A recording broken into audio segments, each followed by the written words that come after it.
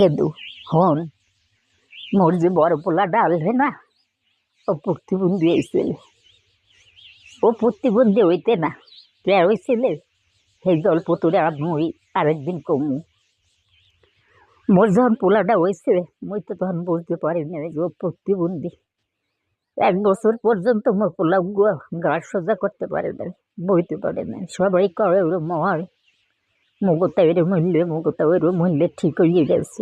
মুই ভেবে আসায় বুঝতে পারি না মোর পোলা যে এরকম প্রতিবন্ধী হয়েছে।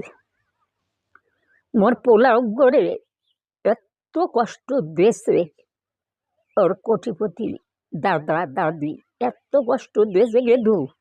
মোর মা ওইরা একসময় আল্লাহর কাছে কইছি যে আল্লাহ আপনি মোর পোলা গড়ে নিয়ে যান, মুই ওর কষ্ট আর দেখতে পারি না। ওরে ডাক্তার যা খাইতে কইছে হ্যাঁ কেউ কিনে দেবে না। এক ডিম খাওয়াইতাম মোর পোলা করে। হ্যাঁ ডিম করলে যে মুই প্রত্যেক দিন মোর হাওড়ির দরজার সামনে যাইবে খাওয়াইয়ে ডিমটা চাইতাম।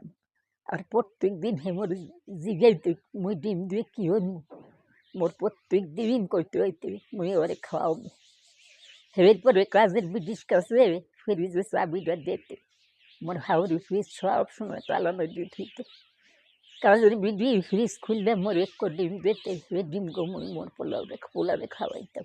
ওই এক ডিম মোর পোলাও গয় দুনিয়া দুযোগ বুক করে এরপরে 2.5 বছরে মরছে।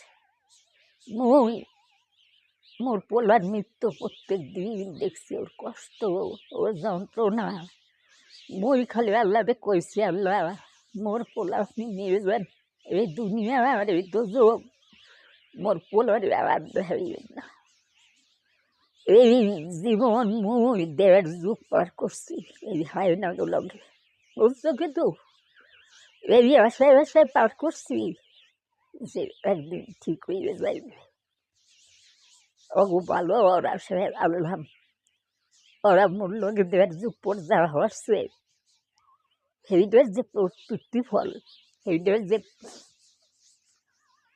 সেইটার যে ফলাফল মুই দেখার লেগে এখন বইয়ে রয়েছি। আল্লাহর কাছে সব বিচার দিয়ে মুই অপেক্ষা করতে আছি। ওই দুনিয়ার মানুষের কাছে যাই নাই, মানুষের বিচার দিয়ে কি হইবে? যে দেখার যে সৃষ্টি হচ্ছে যে দেখছে এর কাছে বিচার দিছি হয় গেলু। সত্যি কথা তোর বিশ্বাস হয় না?